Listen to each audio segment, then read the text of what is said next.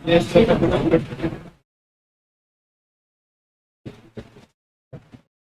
हमने कल एक कोड शेयर किया था आपके क्लासरूम का, तो मुझे कुछ बच्चे तो दिख रहे हैं लेकिन अभी तक जस्ट 9 है।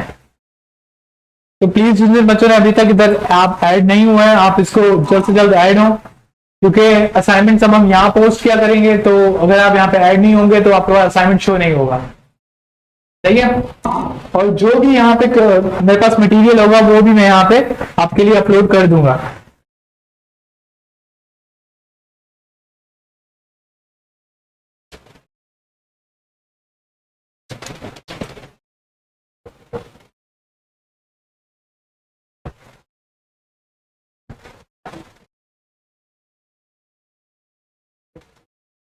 तो जो अभी वेबसाइट्स आपको हम लोग एयरफोर्स शेयर पे यहाँ पे शेयर कर रहे होते थे, तो आपको घर ले जाने के लिए नहीं मिलती थी, क्योंकि आपको मैंने बताया था कि एयरफोर्स शेयर सिर्फ यहीं पे चलती है, याद है। तो हम उस तरह की जो अगर लिंक वगैरह इस्तेमाल करेंगे तो वो भी हम इधर ही रखा करेंगे ताकि वो सबके पास अवेलेबल हो।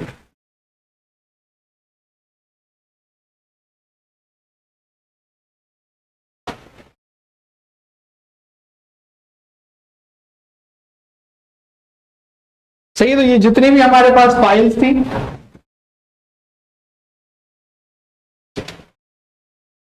वो अब आपके पास क्लास मटेरियल में सेव हो चुकी हैं। सही है।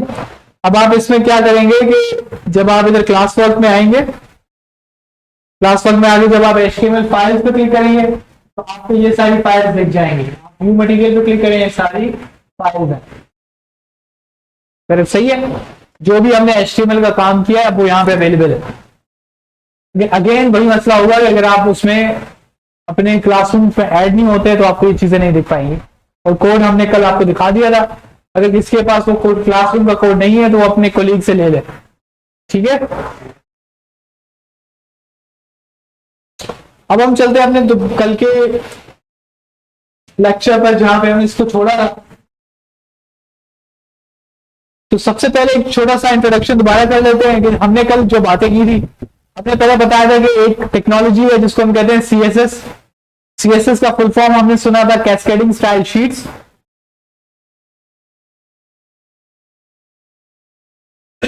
ठीक है। तो CSS के बारे में हमने पढ़ा था कि जिस तरीके से हमने HTML जब वो पढ़ रहे थे तो मैंने आपको बताया था कि वेबसाइट का स्ट्रक्चर जिस तरीके से एक इंसान है तो इंसान की हड्डियां वो क्या है, HTML। अगर आप CSS पे आते हैं तो जो हमारी अब ये स्किन है वो आपकी क्या हो जाएगी, CSS। क्योंकि अगर आप देखें तो एक इंसान दूसरे इंसान से मुख्तलिफ है, ज्यादातर वो किस वजह से, उसकी स्किन की वजह से। आपका जो चेहरा बनता है उसमें सबसे बड़ा किरदार आपकी स्किन का है, उससे आपको पता लगता है कि ये अलग बंदा है वो अलग बंदा है। तो CSS बिल्कुल इसी तरीके से है, लेकिन किसके लिए, वेबसाइट्स के लिए। तो सबसे पहले हम देखते हैं कि CSS लगाते कैसे हैं। तो हमने पहले देखा था कि हम जो भी काम HTML का करते थे वो किसमें करते थे, index.html, about.html, form.html, मतलब HTML की फाइल्स बनाते थे। अब CSS की फाइल के लिए हमने कौन सी फाइल बनाई थी, index.css। अब CSS लगाने का कौन सा टैग था, लिंक। लिंक में हमने कौन कौन सा एट्रीब्यूट दिया, एक REL का और href का। REL में हमने क्या बताया, स्टाइल शीट। सही है। अगर आप इसको नहीं भी लगाएंगे तो भी इसको पता चल जाएगा ये कौन सी फाइल है, CSS। लेकिन बताना सही बात है क्योंकि सिंटैक्स का हिस्सा है। उसके बाद आपके पास href है। href में आपके पास आपको पता लगता है कि हमने उस फाइल का सिंपल लोकेशन बता दी है जो जहां पे हमारी CSS की फाइल पड़ी हुई है। लेकिन प्रॉब्लम यह है कि सिर्फ ये तरीका नहीं है CSS लगाने का। CSS लगाने के दो और तरीके हैं। टोटल कितने तरीके हैं, 3। CSS लगाने के टोटल 3 तरीके हैं। अभी तक आपने कौन सा पढ़ा है, सिर्फ पहला। पहला वाला तब लगता है जब आपके पास पूरी एक अलग फाइल हो, उसमें किसी को भी कोई कंफ्यूजन है, कोई भी प्रॉब्लम है कि ये लिंक का टैग क्यों है, REL का टैग क्यों है, href क्यों है, इसमें कोई भी प्रॉब्लम,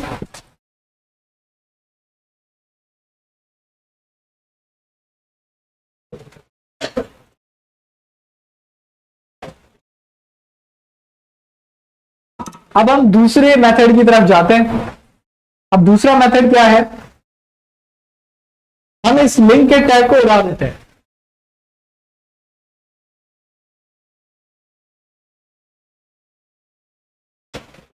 अब लिंक का टैग गया तो अब हम सीएसएस कैसे लगा सकते हैं। अब क्योंकि हम लोग एचटीएमएल में हैं तो एचटीएमएल में हम लोग एक टैग इस्तेमाल कर सकते हैं। उस टैग का नाम क्या है, स्टाइल।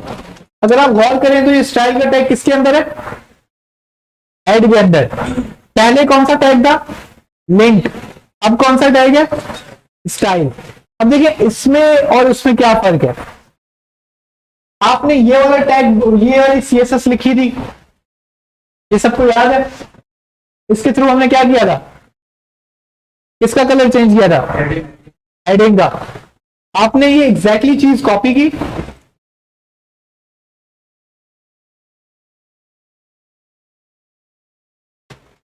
यहां पे पेस्ट कर दी।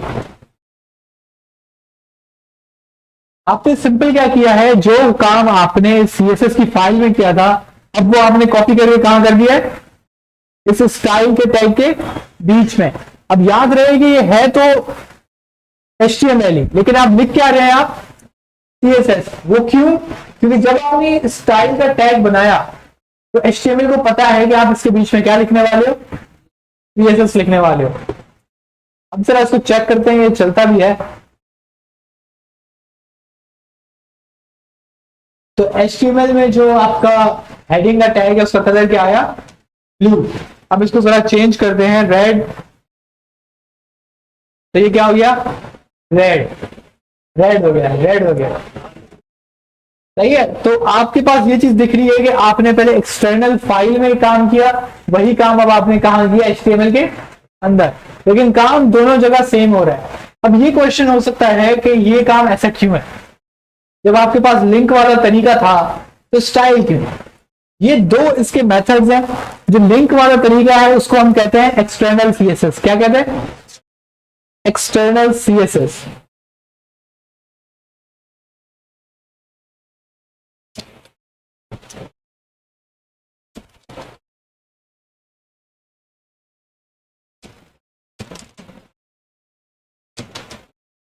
तो पहला तरीका हमारे पास है जो हमने कल पढ़ा था, वो था एक्सटर्नल मेथड।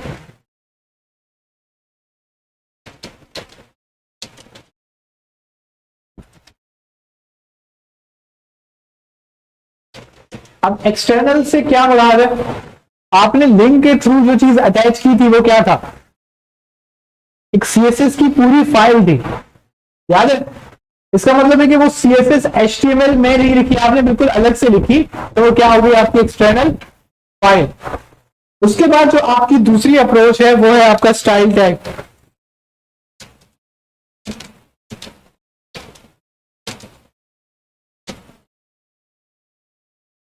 अब इस स्टाइल टैग और एक्सटर्नल मेथड का क्या फर्क है। जब हमारे पास दो मेथड है तो ये मेरा एक मेथड था एक्सटर्नल वाला, तो हमने स्टाइल वाला मेथड, हमें क्या जरूरत पड़ी। इसकी वजह यह है कि नॉर्मली आप जब सीएसएस का काम करते हैं तो आप सीएसएस लिखते कहां पर है, एक्सटर्नल फाइल में। यानी कि आप एक index.css बनाते हैं और सारा काम कहां करते हैं, वहीं पर सीएसएस का, सही है। लेकिन जब आपका कोड बहुत बड़ा हो जाता है, एक बहुत ज्यादा आपने सीएसएस लिख दी है, उसके बाद कुछ छोटी मोटी चीजें आपका क्लाइंट आपसे मांगता है। मतलब वो कहता है कि यार इसका फॉन्ट साइज आपने क्या रखा है, आप बोलोगे यार 40 रखा है, वो कहेगा यार इसको ना 30 कर दो, अच्छा नहीं लग रहा। अब इससे बेहतर है कि आप दोबारा से अपनी सीएसएस की फाइल खोलें और उसमें 2-3 हजार लाइनों की सीएसएस लिखी हुई है। अब उन 2-3 हजार लाइनों में आप ढूंढते रहेंगे इस टैग की सीएसएस मैंने कहां लिखी है, और उसमें जाके फॉन्ट साइज को चेंज करें। आप फौरी तौर पे क्या कर सकते हैं, आप डायरेक्टली यहां पे स्टाइल का टैग लगाएं, उसकी सीएसएस बदल दें। तो ये नॉर्मली तब इस्तेमाल होती है जब आपको जल्दबाजी में कोई चीज करनी हो, बात समझ रहे हैं। लेकिन आपको नॉर्मली कहां काम करना चाहिए, एक्सटर्नल फाइल में, यानी कि index.css बनाए उसमें काम करें। ये वाला काम आप सिर्फ तब करें जब आपको जल्दी है, जब आप ज्यादा टाइम इस्तेमाल नहीं कर सकते और ज्यादा आपको चेंजेस करने की जरूरत नहीं है। आप चाहते हैं छोटा मोटा चेंज है वो मैं यहीं पे कर दूंगा, क्योंकि आप देख रहे हैं कि ये मैं HTML फाइल से निकला ही नहीं है, HTML फाइल के अंदर ही हो। इसका मतलब है अगर मुझे कोई बड़ी CSS नहीं लिखनी थी, सही है, ये बात आपको समझ आएगी जब आप बूटस्ट्रैप पढ़ेंगे। बूटस्ट्रैप में आपको index.css बनाने की जरूरत नहीं पड़ती, लेकिन उसके बाद आपको कुछ चीजें चेंज करने की जरूरत पड़ती है। जब आप वो छोटी मोटी चीजें बदलेंगे तो आपको जरूरत नहीं है कि आप दूसरी फाइल बनाएं, तो आप CSS कहां लिख सकते हैं, यहां पर। अब एक तीसरा तरीका है, इसको हम कहते हैं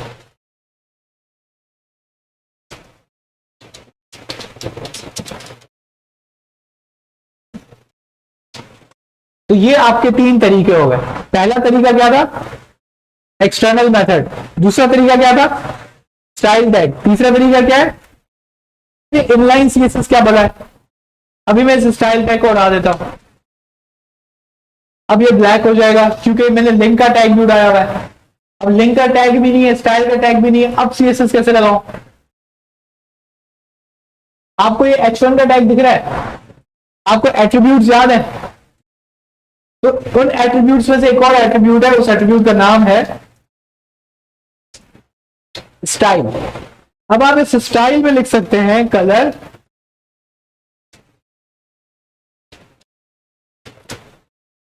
मैंने क्या लिखा है, कलर। अगर आप इसको गौर करें तो ये वही वाली लाइन है, सिर्फ ये वाली लाइन। बात समझ आ रही है। अब अगर हम पीछे जाएं तो कलर ब्लू हो गया। अब एक सवाल हो सकता है कि यहां पर H1 था,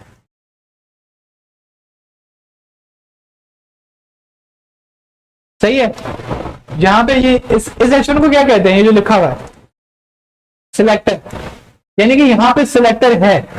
जब हमने स्टाइल लिखा तो वहां भी सिलेक्टर था, यहां पे सिलेक्टर क्यों नहीं है,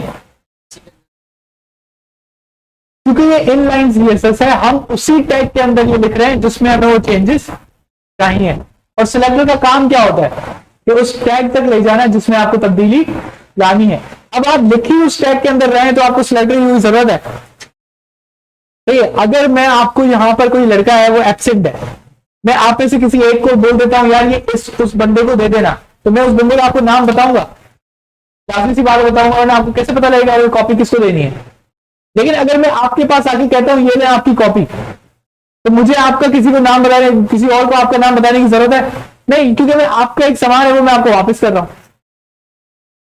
सही है, तो यहां पे सेम चीज है कि ये H1 का टैग है, इसी पे मुझे ब्लू कलर लगाना है, तो मैंने इसको एट्रीब्यूट दिया, इस एट्रीब्यूट का नाम क्या है, स्टाइल, और इसका कलर क्या है, ब्लू।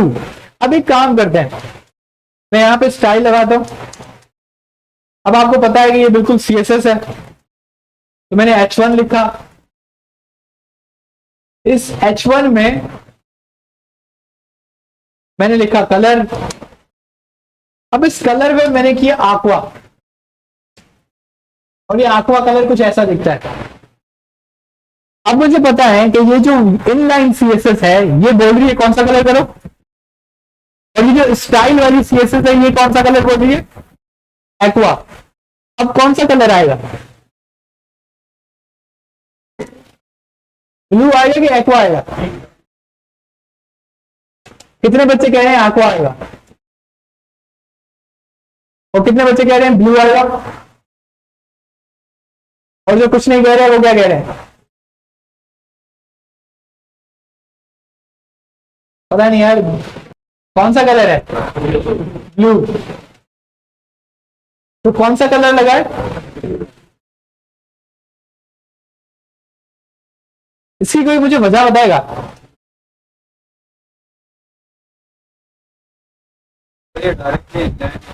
कोई और बाद में, सही है, और कोई, किसी को कभी भी किसी ने पढ़ने की कोशिश की है या समझने की कोशिश, बस ऐसे ही तुक्का मार दे, बोले मुझे लगता है इस वजह से ब्लू कर रहा है, उसका दिल कर रहा था ब्लू कर रहा है, कुछ भी बोल दे, या उसको कलर पसंद है ब्लू, वो क्यों दे रहा है, प्रायोरिटी दे रहा है, वो दिख रहा है ब्लू कलर आ गया तो मतलब वो। देखें यहां पर है आपका प्रेफरेंस, प्रेफरेंस समझते हैं, प्रेफरेंस होता है कि आपके रुतबे, सही है। अब एक जो मैनेजर है उसकी सैलरी ज्यादा होती है, उसके नीचे सुपरवाइजर होते हैं उनकी सैलरी थोड़ी कम होती है। अब जो नीचे बिल्कुल लेबर है उनकी सैलरी सबसे कम होती है। अब लेबर का एक बंदा है, वो एक बात कहता है यार मुझे इस दीवार का कलर क्या करना चाहिए, ब्लू करना चाहिए। अब उसके बाद जो उसका सुपरवाइजर है वो कहता है नहीं यार मुझे लगता है इस दीवार का कलर क्या करना चाहिए, ग्रीन। अब जो उसके ऊपर जो आपका मैनेजर है वो कहता है नहीं यार मुझे इस दीवार का कलर पर्पल चाहिए। तो आपको क्या लगता है किसकी बात मानी जाएगी? मैनेजर की, क्योंकि वो अथॉरिटी में सबसे ऊपर है। तो जब आप सीएसएस की बात करते हैं तो जो एक बात को याद रख लें, जो टैग के सबसे ज्यादा नजदीक होता है ना उसकी अथॉरिटी सबसे ज्यादा होती है। जो करीबी रिश्तेदार है उसकी सबसे ज्यादा बात मानता है, सही है। अब ये जो स्टाइल है ये बिल्कुल इसके घर में बैठा हुआ है, सही है। और ये वाला जो स्टाइल है ये इसका पड़ोसी है, और ये तो किसी और मुल्क में बैठा हुआ है। तो वो सबसे पहले किसकी बात मानेगा? जो उसके घर में है। उसके बाद वो पड़ोसी की बात मानेगा, उसके बाद, लेकिन उसको जरा हम चेक करते हैं, हो सकता है मैं गलत बोल रहा हूं, सही है। तो हम क्या करते हैं कि ये एक्वा हो गया, तो अभी हम लोग इसको मिटा देते हैं।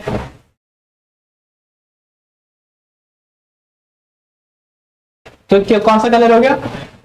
हुआ, लेकिन index dot C S S connected नहीं है। तो हम इसको दोबारा क्या करेंगे, कनेक्ट करेंगे। और ये कौन सी फाइल है? Index dot C S S.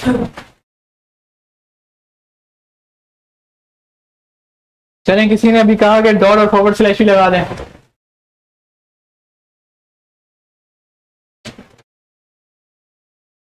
अभी भी कलर कौन सा है? एक्वा। हालांकि अब मैंने इनलाइन सीएसएस मिटा दी है। अब कौन सी लगी हुई है? स्टाइल वाली और एक्सटर्नल। अच्छा, किसी ने कहा था कि चले एक और काम करते। अब ये बात समझ आ रही है कि क्योंकि स्टाइल करीबी है तो स्टाइल के टैग की तो बात मान रहा है। लेकिन एक और चीज है, अगर मैं लिंक का टैग यहां से कट करता हूं और मैं इस स्टाइल के बाद लिखता हूं, अब आपको क्या लगता है वो किसकी बात मानेगा?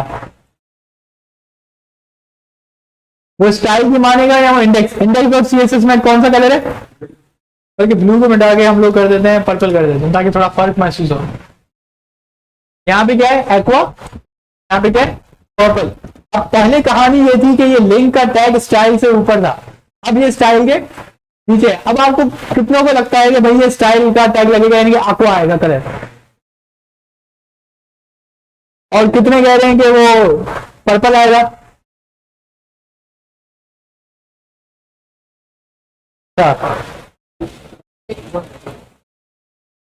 तो जो जो कुछ भी नहीं कह रहे,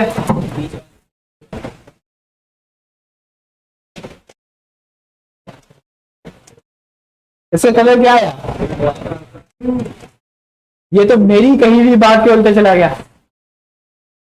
इसकी वजह क्या है? नहीं, स्टाइल अभी भी यहीं पे लिखा हुआ है और ये लिंक जो है ये अभी भी दूसरी फाइल में है, लेकिन फिर भी इसने पर्पल की बात मानी। क्यों? क्योंकि पहले ये दूसरे मुल्क में था, अभी ये अपने घर पे आ चुका है। नहीं, मजाक कर रहा हूं। इसके जो लिंक है, एक बात अब आप इसको सीखें कि कंप्यूटर इंसान नहीं है, ये एक मशीन है। तो वो हमेशा वैसे ही काम करेगा जैसा उसको बनाने वाले ने उसको कहा है, सही है। अब जिसने HTML बनाई उसने इसको कहा है कि तुम्हें कोड चलाना है लाइन बाय लाइन। बात समझ आ रही है? कोड आपको चलाना है लाइन बाय लाइन। इसका मतलब है कि लाइन नंबर 1 पहले, लाइन नंबर 2 पहले, लाइन नंबर 3 बाद में। तो वो लाइन बाय लाइन कोड चलाता है। अगर आप यहां पे गौर करें तो स्टाइल कब चलेगा? जब वो किस लाइन पे पहुंचेगा? 7। वो 7 पे चलेगा, उसको पता लगेगा अच्छा जी कोई CSS आ रही है। उसके बाद लाइन नंबर 9 पे पता लगेगा कि H1 पे CSS लगानी है। लाइन 10 पे उसको पता लगेगा कौन सा कलर करना है, aqua। और लाइन नंबर 13 पे उसको पता लगेगा कि काम खत्म हो गया। अब मजे की बात है कि इसने एक्वा कलर दिया था लेकिन हमें नहीं दिखा। उसकी वजह क्या है कि वो इतनी तेज काम कर रहा है कि उसने एक्वा पहले लगाया लेकिन हमें वो दिखा नहीं, क्योंकि यहाँ पे अगर आप लॉजिक से चले तो उसने एक्वा कलर लगाया लाजमी था, क्योंकि जब वो लाइन नंबर 10 पे पहुंचा था तो उसको कौन सा कलर मिला है, एक्वा। और कोई भी इनलाइन सीएसएस नहीं है, जब इनलाइन सीएसएस नहीं है तो वो ये लाइन लाजमी चलाएगा। जब ये लाइन चली तो उसने कौन सा कलर दिया, एक्वा। लेकिन उसके बाद क्या मसला हुआ, लाइन नंबर 15 पे, लाइन नंबर 15 पे ये मसला हुआ कि उसने देखा है एक और सीएसएस है। अब वो जब इस फाइल पे गया उसने कहा H1 का कलर क्या कर देना है, पर्पल। तो उसने क्या कर दिया कि पहले वाला जो कलर था उसको मिटा के क्या कर दिया, पर्पल, क्योंकि ये कलर, ये प्रेफरेंस बाद में आई है। बात समझ आ रही है? तो ये थोड़ी सी टेक्निक है कि ये आपको बस दिमाग में रखना है कि HTML कैसे काम करती है, लाइन बाय लाइन। बात समझ आ रही है? अच्छा, CSS भी लाइन बाय लाइन काम करती है, जावास्क्रिप्ट भी लाइन बाय लाइन काम करती है। तो जो तीनों लैंग्वेजेस आप पढ़ेंगे, HTML, CSS, जावास्क्रिप्ट, इसमें आपको ये बात दिमाग में रखनी है कि ये लैंग्वेज कैसे काम करती है, लाइन बाय लाइन।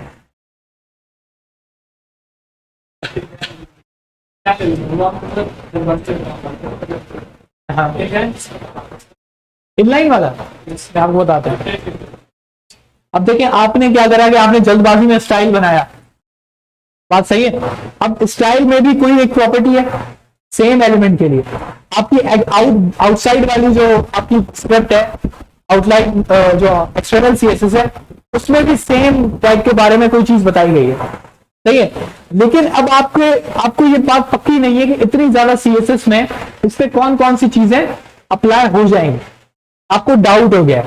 अब आपको पता है कि अगर ये इसका कलर पर्पल नहीं आया तो आपका क्लाइंट आप पे भड़केगा, बोलेगा यार ये क्या कर दिया, सही है। क्योंकि सीएसएस इतनी ज्यादा हो जाती है कि आपको खुद याद नहीं रहता कि कौन सी प्रॉपर्टी आपने कहां पे क्या सेट करी हुई है।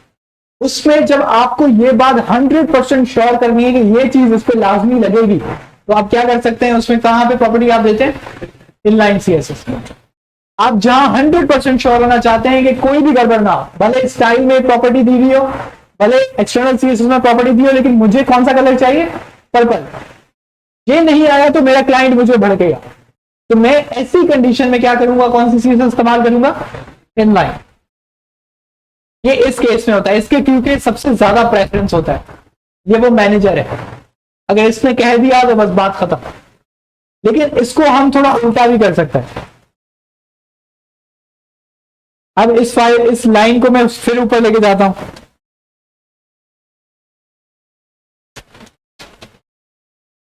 सही है। अब कौन सा कलर आएगा, इधर पर्पल है और इधर कौन सा कलर है, तो कौन सा कलर आएगा, कितने कह रहे हैं पर्पल आएगा,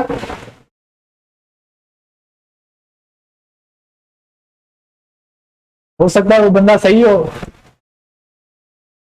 एक बंदे ने बोला पर्पल, हो सकता है अगर वो सही हुआ वो तो फिर उठ के आप सब पे हंसेगा। और कितने कह रहे हैं एक्वा, अच्छा कौन सा कलर आया, एक्वा। उसकी वजह वही है कि लाइन बाय लाइन सीएसएस चलती है या एचटीएमएल चलती है। लाइन नंबर 5 पे उसको क्या मिला, लिंक मिला, उसने कौन सा कलर कर दिया, पर्पल। लेकिन जब वो नीचे आया लाइन नंबर 10 पे, तो लाइन नंबर 10 पे उसको कौन सा कलर मिला, तो उसने क्या अप्लाई कर दिया, एक्वा। लेकिन अब एक और चीज है, मैं इसको कहता हूं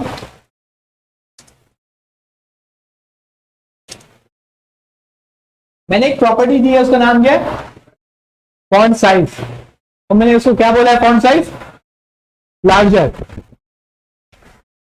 अब सवाल यह है कि इस सीएसएस को स्टाइल वाली सीएसएस खत्म कर रही थी, यही हो रहा था। लेकिन प्रॉब्लम ये है कि क्या ये फॉन्ट साइज लगेगा, ये क्यों लगेगा, ये स्टाइल इसको खत्म नहीं कर देगा, नहीं। कोई चीज समझ आया,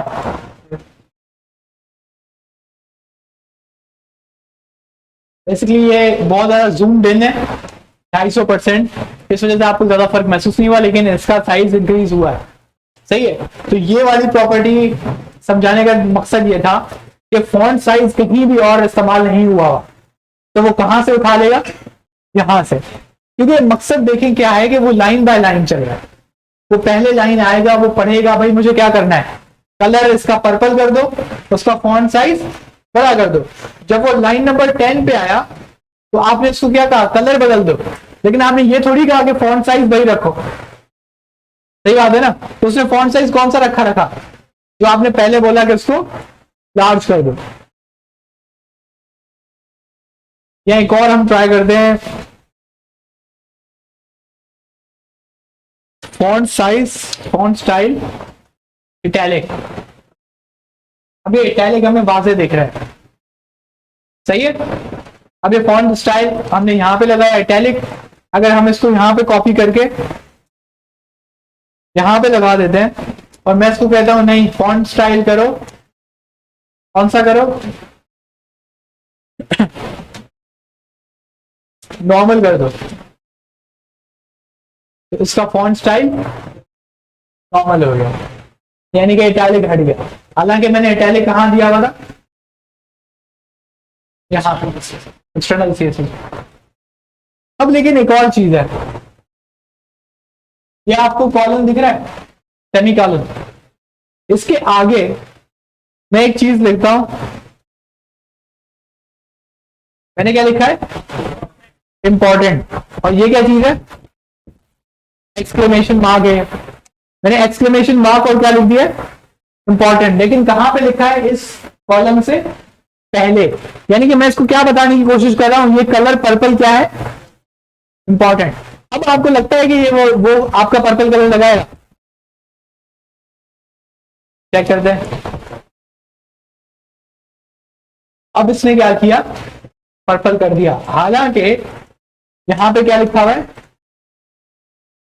लेकिन ये इसको क्यों नहीं हटा पाया, क्योंकि आपने इसको कहा था कि पर्पल लाजमी है। हो सकता है कि ये पर्पल किसकी चॉइस थी, सुपरवाइजर की, तो सुपरवाइजर को किसकी फोन आ रही थी, कंपनी के मालिक की, तो अब वो मैनेजर की बात भी नहीं रहेगी, समझ रहे हैं। तो ये जहां पे भी आपको ये करना है कि भाई मुझे ये चाहिए, लाजमी चाहिए, तो आप उसके आगे क्या लगा दें, इंपॉर्टेंट। अब यही काम आप कहां कर सकते थे, अगर आप इसको इनलाइन सीएसएस दे देते तो काम सेम होता। लेकिन अब एक और चक्कर करते हैं, हम यहां आते हैं, हम दोबारा लिखते हैं स्टाइल, स्टाइल में आके हम फिर कलर लिखते हैं, कलर में आके अब कौन सा कलर दें, ब्राउन दे देते हैं। अब क्या होगा, अब हमारे पास अगर इसको हम थोड़ा समराइज करें तो मैंने किया कि मैंने 3 कलर दिए हैं, एक aqua, एक पर्पल और एक ब्राउन। सबसे पहले एक्सटर्नल सीएसएस, एक्सटर्नल सीएसएस आपको समझ आ रही है, जो कि अलग फाइल में लिखी हुई है लेकिन लिंक के टैग के थ्रू कनेक्ट की हुई है। एक्सटर्नल कह रहा है कि क्या करो, पर्पल, लेकिन मैंने इसको क्या बोला, इंपॉर्टेंट। स्टाइल वाला क्या कर रहा है, क्या करो, एक्वा, और इनलाइन क्या कर रहा है कि क्या करो, ब्राउन। क्या लगता है क्या होगा, ब्राउन या पर्पल, पर्पल वाले कितने हैं और ब्राउन वाले,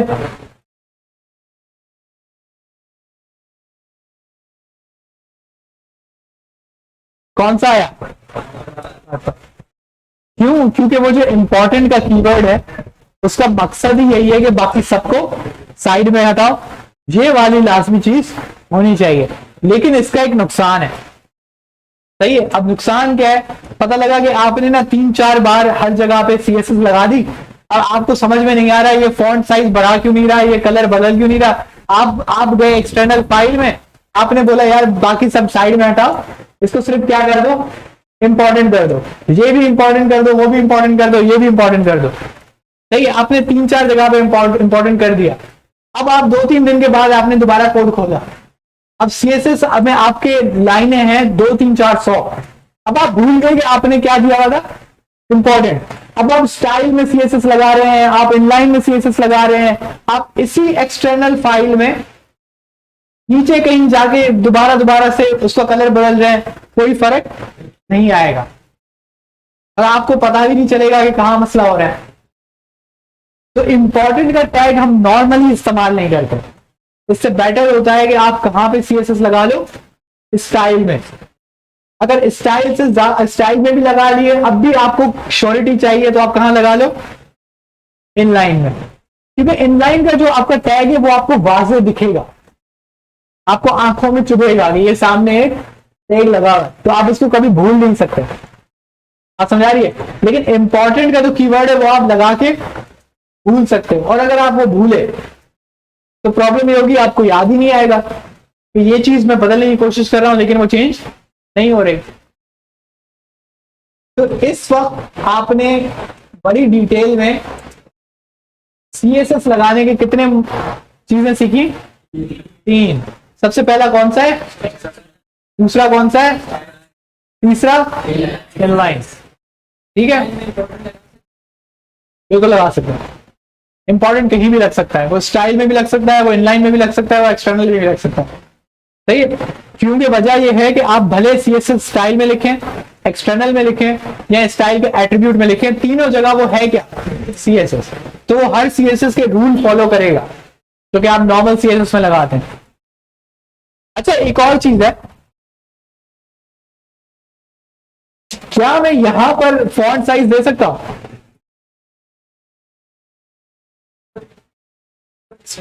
मतलब मैंने स्टाइल दिया हुआ है, स्टाइल में मैंने कलर इसको बताया हुआ है, क्या मैं यहीं पर दूसरी प्रॉपर्टी दे सकता हूं कि मुझे इसका फॉन्ट भी बदलना है?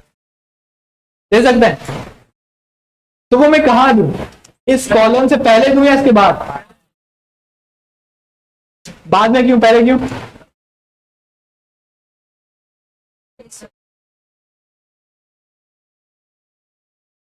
अच्छा, पहले ट्राई करते हैं कॉलम से पहले।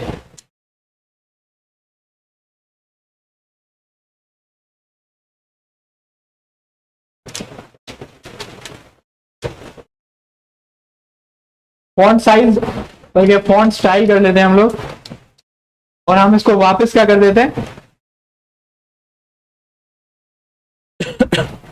यहां पे इटैलिक है, यहां पे नॉर्मल है, हम यहां पे इसको दोबारा से इटैलिक कर देते हैं। अब देखिए, यहां पर ही आपको एक चीज पता लग रही है कि यहां पे एरर है। आप सबको ये रेड रेड दिख रहा है? अब ये रेड अंडरलाइन वो कब करता है? जब आपको उसको बताना होता है कि आप कोई गलती कर रहे हैं। ठीक है, तो हम क्या गलती कर रहे हैं, हमने रिमूव किया, इसका हमने सेमी कॉलन लगाया, सेमी कॉलन के हम बाहर जाते हैं और वहां पे हम ये एक ही लाइन है। अच्छा, ये बेसिकली जगह बहुत कम है। अब मैंने क्या किया है कि मैंने कलर लिखा, कॉलम लिखा, कलर का नाम बताया और सेमी कॉलम बताया। उसके बाद मैंने क्या लिखा, फॉन्ट स्टाइल और इटैलिक। अब इसको जरा चलाते हैं तो मेरा क्या हो गया, टेक्स्ट इटैलिक, मतलब इनलाइन सीएसएस यहां पे काम कर गई। और मैंने कितनी प्रॉपर्टीज लगाई? 2। इसी तरीके से आप जितनी चाहे इस पे प्रॉपर्टीज आगे बढ़ा सकते हैं, लेकिन प्रॉब्लम यही है कि वही वाली बात है कि आपको नहीं करना चाहिए। ये बिल्कुल आखिरी आपका समझ लेंगे, ये इसकी चॉइस होनी चाहिए। सबसे पहले आप कहां पे लगाएं? एक्सटर्नल। अगर फिर आपका मसला बनता है तो आप किसमें लगाएं? स्टाइल। अगर फिर भी कोई आपका काम नहीं बनता तो आप किसमें लगाएं? इनलाइन। तो ये आपका सीक्वेंस होना चाहिए। आप समझ आ रही है? अब यहां पे अगर आप देखें तो मैंने ये साइंटेक्स आपको पहले ही समझाया था, ये चीज मैंने कल दिखाई थी। मैंने आपको बताया था कि एक प्रॉपर्टी, उसका नाम होगा, कॉलन होगा, उस प्रॉपर्टी की वैल्यू होगी कि मतलब वो ब्राउन कलर चाहिए, रेड कलर चाहिए, ब्लू चाहिए, और उसके आखिर में क्या होगा? Semi colon. तो ये लाइन टर्मिनेट यहां पे होती है, मतलब लाइन खत्म यहां पे होती है। बात समझ आ रही है? तो अगर आप ये कॉलन नहीं लगाते तो सीएसएस को ये समझ में नहीं आएगा कि क्या आपने ये लाइन खत्म कर दी है या नहीं की। इसकी वजह आपको बाद में समझ आएगी कि ये क्यों लगाना लाजमी है, क्योंकि आगे चल के आपकी कुछ ऐसी प्रॉपर्टीज आएंगी जिसमें एक लफ्ज नहीं होगा, उसकी वैल्यू में कितने 2-3 लफ्ज हो सकते हैं, 4-5 लफ्ज भी हो सकते हैं। बात समझ आ रही है? तो हमारे पास ये इटैलिक, तो ये प्योरली बात आपकी हो रही है कि किस किस तरह से हम लोग CSS को लगा सकते हैं। ठीक है, तो ये इस चीज की बहस थी, लेकिन कल हमने इस बात को क्यों नहीं देखा, उसकी वजह ये थी कि आपको मैं थोड़ा CSS से तारुफ कराना चाह रहा था कि अगर आपको यही नहीं पता कि टैग लिखते कैसे हैं, प्रॉपर्टी लगाते कैसे हैं, तो ये कोई फायदा नहीं देता। सही, अब हम आते हैं दोबारा वापस अपने सिलेक्टर्स पे। इसमें तो कोई अब आपको प्रॉब्लम नहीं है, ये वैसे इतनी बड़ी फनकारियां फिलहाल आपको नहीं दिखेंगी, ये कुछ टाइम के बाद आएंगी वापस, लेकिन आपको ये बात दिमाग में होनी चाहिए, क्योंकि ये जब दोबारा दूसरी बार आपको मैं बताऊंगा, हो सकता है आज से कोई 3-4 हफ्ते बाद में, तो आपको ये बात फिर पक्की हो जाएगी।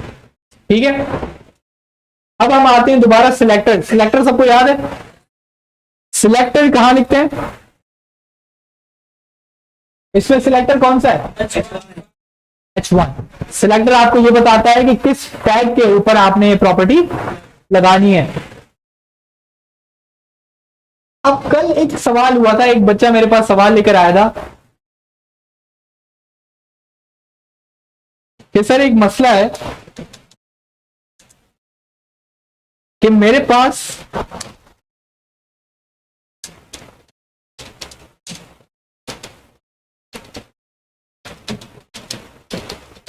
उसने कहा सर मेरे पास 2 स्पैन है, ठीक है, मैं चाहता हूं कि जो पहला स्पैन में लफ्ज है ये ब्लू हो और जो दूसरा स्पैन में लफ्ज है वो कोई और कलर हो। अब प्रॉब्लम ये है कि अगर हम ये वाली कहानी इस्तेमाल करेंगे, सही है, अब ये H1 लिखा रहा है, मैं दूसरे टैग पे प्रॉपर्टी लगा रहा हूं, अब वो मैं कैसे करूंगा, मैं एंटर दबाऊंगा, क्योंकि इसकी यहां तक दुनिया है, इस ब्रैकेट से स्टार्ट है और इस ब्रैकेट पे खत्म है। मैं एंटर दबा के नीचे आऊंगा और यहां पे मैं सिलेक्टर लिखूंगा स्पैन का, तो क्या लिखूंगा, स्पैन खुद, यानी उस टैग का नाम, आपने कल यही पढ़ा था, बाय टैग नेम। तो H1 पे मुझे प्रॉपर्टी लगानी थी, तो मैंने क्या लिखा, H1। स्पैन पे लगानी है तो मैं क्या लिखूंगा, स्पैन, तो मैंने यहां पे लिखा क्या, स्पैन। अब ये वाले ब्रैकेट्स क्योंकि सिंटैक्स का हिस्सा है, इसमें अब यहां पे हम क्या लिखेंगे, कलर, कलर हम इसको दे देते हैं ग्रीन, सही है। अब हम जरा पीछे आते हैं, आपको याद है कि ये अलग स्पैन है और ये, लेकिन दोनों का कलर क्या हो गया, सेम हो गया, क्यों, क्योंकि दोनों क्या है, स्पैन। अब प्रॉब्लम ये है कि वो चाहता था, इसको हम कॉपी करते हैं,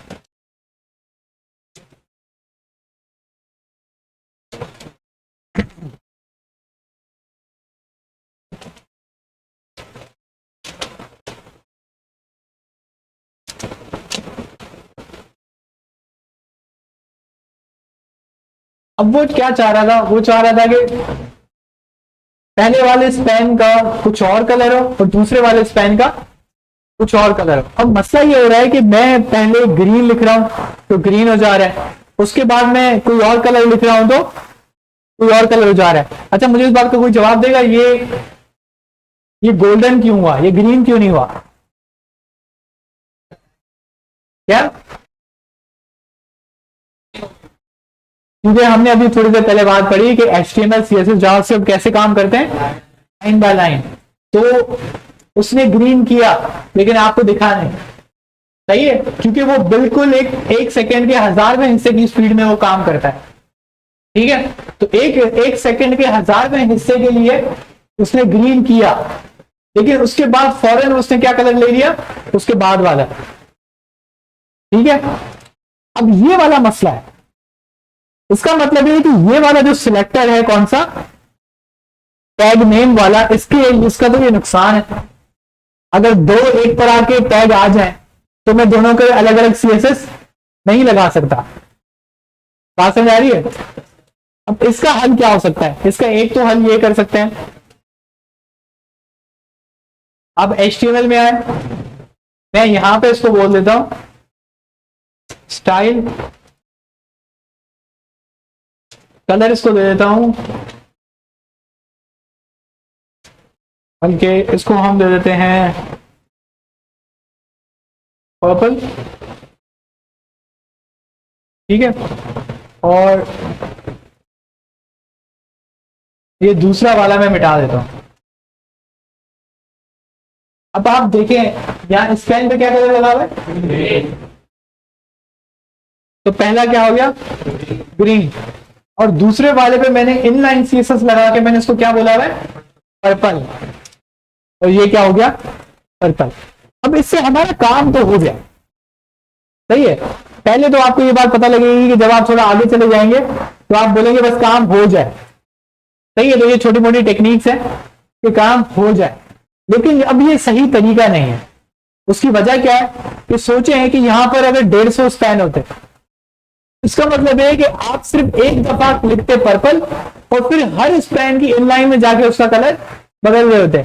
अब सुबह को आपको कॉल आ जाती है कि अपने मैनेजर की कि यार वो हमने मूड बदल दिया, अब वो 150 जो आपके स्पैन दे रहे हैं उसकी मैं लिस्ट भेज रहा हूं, उन सबका कलर ये करना है, तो आप बोलोगे मेरा घर को तुम्हारा। अब आप फिर सुबह को बैठोगे सबके एक एक जाके उसके इनलाइन सीएसएस बदलोगे, तो ये तो नामुमकिन है, ऐसा तो मुमकिन नहीं है। बात समझ आ रही है? तो अब इसका हल क्या है? इसका हल आपको सीएसएस ने दिया है, जो कि सिलेक्टर की दूसरी किस्म है। इसको हम कहते हैं बाय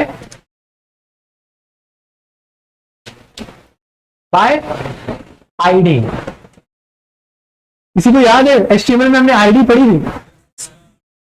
आईडी क्या थी? टैग था, एट्रीब्यूट था, क्या था? एट्रीब्यूट था।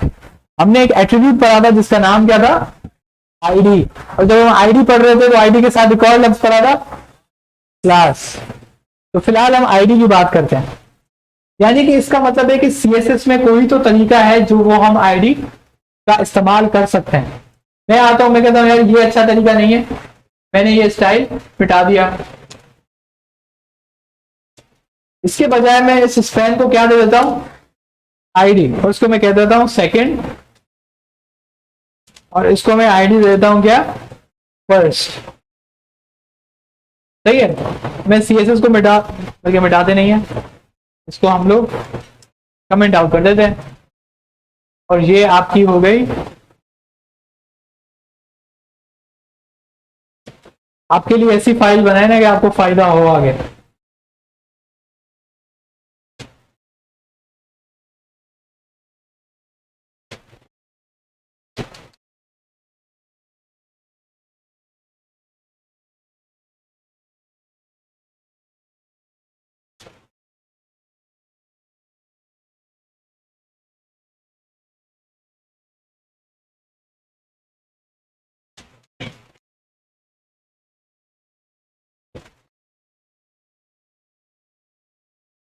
तो हमने कमेंट्स का एक खूबसूरत इस्तेमाल किया है, और कमेंट के जरिए हमने बड़ा वाज़ेह तौर पे बता दिया कि ये किसकी एग्जाम्पल है?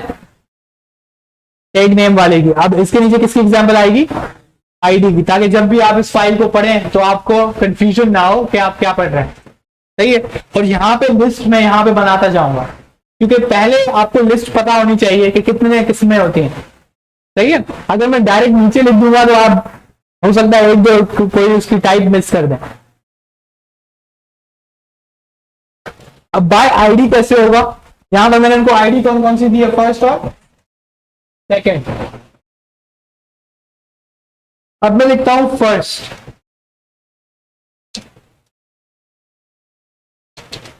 मैं लिखता हूं कलर, और मैं इसको देता हूं कोई भी कलर दे दिया मैं। लेकिन क्या हुआ?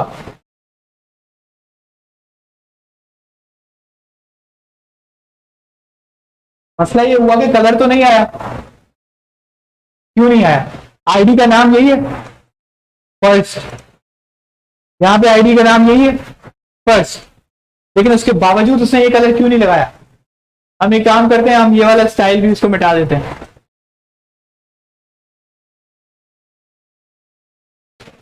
अब भी नहीं लगाया उसने, तो इसकी वजह क्या है? अब जरा एक चीज पे गौर करें, ये किसका तरीका है? ये टैग नेम का तरीका है। इसका मतलब है कि सीएसएस को कैसे पता लगेगा कि आप टैग नेम दे रहे हैं या कोई आईडी दे रहे हैं? बात समझ आ रही है? सीएसएस को ये बात कैसे बताएंगे हम, क्योंकि सीएसएस को लग रहा है कि ये मैं क्या उसको दे रहा हूं, टैग नेम, क्योंकि टैग, ये तो तरीका किसका है, टैग नेम देने का। तो आईडी देने का तरीका क्या है कि जब आप आईडी का नाम लिख लें उसके आगे आप लगा लें हैश। आपने क्या लगा लिया, हैश आईडी की पहचान है, सही है, हैश किसकी पहचान है, आईडी की। अब देखिए आपने देखा कि VS कोड में इसका कलर ब्लैक से क्या कर दिया, ब्राउन कर दिया, मतलब आपको सीएसएस बता रहा है कि ये मैंने पहचान लिया है, ये सिंटैक्स मैंने पहचान लिया है कि आप क्या कहना चाह रहे हो।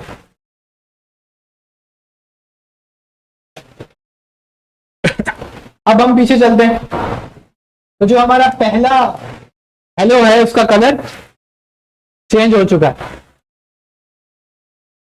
इसको थोड़ा हम कर देते हैं ब्लू ताकि ये दिखे, ठीक है। अब कहानी तो आसान हो गई है। अब हम क्या करेंगे, हम पहले लिखेंगे हैश, उसके बाद हम उसकी आईडी देंगे क्या, सेकंड, ये ब्रैकेट आपको पता है सीएसएस में बार बार आएंगे। अब आपने क्या देना है, कलर, कलर पे आपने दे दिया कोई भी कलर जो आपको दिल करे। अब आप देख रहे हैं कि अब आपका क्या हुआ है कि पहले वाले स्पैन का कलर क्या है, ब्लू, और दूसरे वाले स्पैन का कलर क्या है, वर्ड, तो ये ग्रीन, सॉरी। अब मजे की बात आप देखें कि इस पूरे में मैंने सीएसएस को ये बताया ही नहीं है कि ये कौन सा टैग है, मैंने कहीं भी स्पैन लिखा है नहीं, लेकिन फिर भी उसको पता चल गया कि मैं किसकी बात कर रहा हूं, आईडी, क्योंकि आईडी कनेक्शन है। बात समझ रहे हैं, यही सिलेक्टर का काम है कि किसी न किसी तरीके से उस टैग को पॉइंट आउट करना, उस टैग को ढूंढना। अब इसके ये सारे तरीकेकार हैं। अब अगेन हम लोग एक बात दूसरा दोबारा वही काम करते हैं टेस्ट करने के लिए। हमने ये स्टाइल खोला,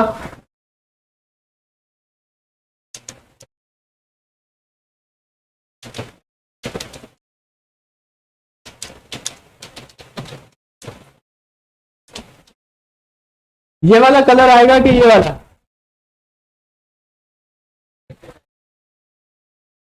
एक्वा, कौन सा कलर आया, एक्वा।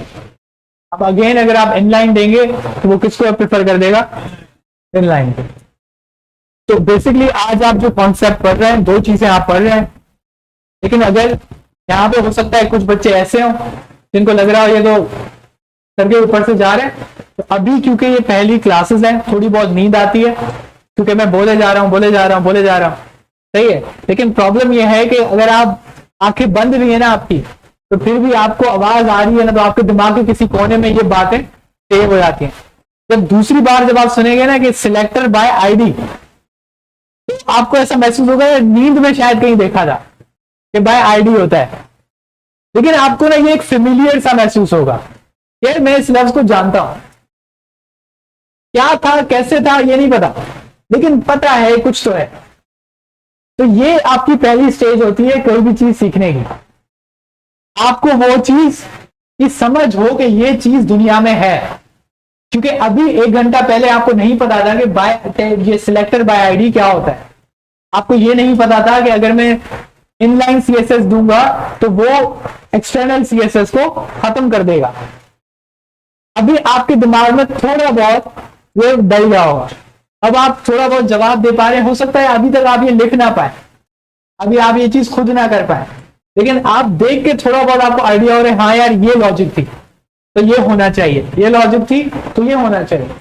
अगर आपके दिमाग में इतना भी बन रहा है फिलहाल के लिए काफी है। अभी शुरुआत में मैं बहुत स्लो लेके जाऊंगा क्योंकि पहला गियर है, सही है, फिर उसके बाद थोड़ी स्पीड बढ़ेगी, दूसरा गियर आएगा, सही है, फिर जब चौथा गियर आएगा तो आप बोलोगे कि दुनिया उल्टी हो रही है, सही है। क्योंकि ये कोई भी चीज सीखने का ये तरीकेकार होता है, क्योंकि ये आपको चीज नहीं है। आप में से कुछ बच्चे होंगे जिन्होंने हो सकता है पहले से यूट्यूब की वीडियोस देख ली हो और उनको पता हो ये सिलेक्टर क्या होता है, उनको पता होगा एक्सटर्नल सीएसएस क्या होती है, इनलाइन क्या होती है, स्टाइल क्या होता है। उनको तो लग रहा होगा क्या यार ये क्या बच्चों वाली बात है, ये क्या 5 साल के बच्चे को समझ आ जाए, इनको नहीं आ रही। तो ये प्रॉब्लम यही होती है कि आपने पहले पढ़ लिया, अब जो चीज आपको समझ आ गई ना, अब आप आपके लिए बच्चों वाली है। सही है, यहाँ पे बैठ के जाहिर सी बात अगर मैं जावास्क्रिप्ट में फंक्शन लिखना शुरू कर दूंगा, आप बोलोगे कि भाई पता नहीं क्या है, मैं बोलूंगा यार बच्चों वाली कहानी है, फंक्शन ही तो लिख रहा हूँ और उसमें क्या चीज है। क्यों? क्योंकि वो चीज मुझे आती है, तो मेरे लिए वो हलवा है। जैसे कल किसी से मैं सवाल पूछ रहा था 2:3 क्या होता है, एक बच्चे ने बोला 0.75। अब उसका रेशियो का कॉन्सेप्ट अच्छा था, उसने पढ़ा हुआ था, तो उसने यूं जवाब दे दिया। लेकिन जिनको नहीं पता था वो बोल रहे थे भाई पता नहीं क्या हो रहा है, वो हक्के बक्के हो गए, पता नहीं क्या हो गया, 2:3 का 0.75 का क्या ताल्लुक है। तो क्यों? क्योंकि आप जब चीज एक सीखते हैं, समझते हैं, तो आपके लिए वो आसानी होती जाती है। और सीएसएस में ये जो आप अभी बातें पढ़ रहे हैं, ये बातें आप 100 दफा पढ़ेंगे, क्योंकि जैसे जैसे आप आगे बढ़ते जाएंगे आपको ये वाली बातें दोबारा दोबारा रिपीट करनी है, क्योंकि आप सिलेक्टर के बगैर प्रॉपर्टी नहीं लगा सकते। आप समझ आ रही है? आप सीएसएस सिलेक्टर के बगैर लिख ही नहीं सकते। आप एक्सटर्नल फाइल बनाने के बगैर आप सीएसएस उसमें नहीं लिख सकते। आप एक्सटर्नल फाइल बना ली है, वो लिंक नहीं करेंगे तो कोई काम नहीं होगा। आप समझ रहे हैं? अब हम एक और कॉन्सेप्ट देखते हैं। यहां पे अभी मैंने कितनी सीएसएस की फाइल बनाई है? एक। उसका नाम क्या है?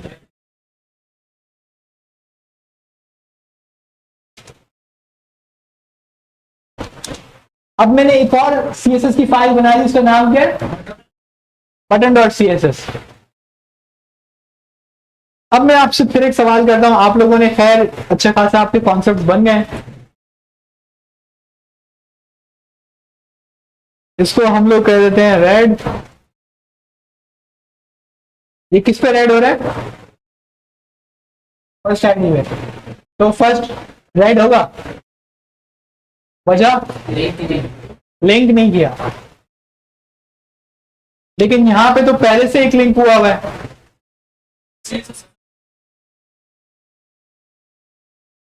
यहां से तो एक पहले लिंक हुआ है। अब क्या करूं? अब मेरे पास दो तरीके हैं।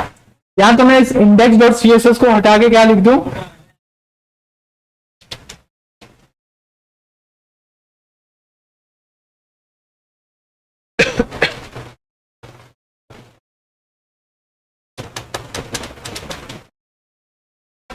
तो वो जो दूसरी हमने अभी अभी फाइल बनाई वो यहां पे अप्लाई हो गई।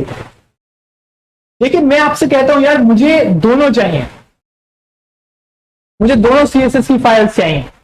उसकी वजह ये है कि मैंने सीएसएस को साफ सुथरा करने के लिए मैंने मेन सीएसएस अलग लिखी है और बटन्स के लिए सीएसएस अलग लिखी है, ताकि थोड़ा साफ सुथरा काम हो।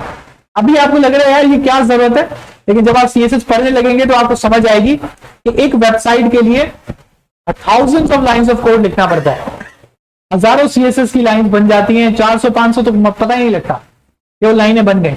अब क्योंकि इतना ज्यादा कोड लिखा जा रहा है तो उससे अच्छा है कि आप आधा कोड एक फाइल में लिखो, आधा कोड दूसरी फाइल में, आधा कोड तीसरी फाइल में। अब प्रॉब्लम ये है कि यहाँ पे लिंक टैग एक है और मैंने उसमें क्या लगाया है, तो वो कौन सा लगाएगा? button.css। अब लेकिन मुझे कौन सा चाहिए? इंडेक्स। तो बेसिकली मैं क्या करूंगा, मैं एक और लिंक का टैग बनाऊंगा, क्योंकि आप div 2 बना सकते हैं, आप span 2 बना सकते हैं, तो लिंक 2 क्यों नहीं बना सकते? ये भी तो टैग है। अब इधर href में मैं इसको देता हूं इंडेक्स डॉट। अब इसके अंदर इंडेक्स भी लगी हुई है और इसके अंदर बटन सीएसएस भी लगी हुई है। तो ये जो ग्रीन कलर है ये कहां से आ रहा है और ये रेड कलर button.css से। लेकिन एक मसला है, अब index.css ने इसको क्या कलर दिया था, लेकिन ये क्या हो गया? वजह लाइन वाइज एग्जीक्यूशन। अब लाइन वाइज एग्जीक्यूशन का मतलब है कि अगर मैं इस बटन को कट करता हूं और इसके ऊपर पेस्ट करता हूं तो क्या हो जाएगा? लॉजिक समझ रहे हैं? रट्टा मारने वाली चीज नहीं है, लॉजिक है। सही है? मैथमेटिक्स की मुझे सबसे बेहतरीन चीज यही लगती है कि उसमें अगर आप एक दफा लॉजिक समझ लें तो आपको रट्टा मारने की जरूरत नहीं पड़ती। अगर आपको वो परसेंटेजेस का एक कॉन्सेप्ट समझ आ गया, एक लॉजिक समझ आ गई, तो आपको परसेंटेज का रट्टा मारने की जरूरत नहीं है।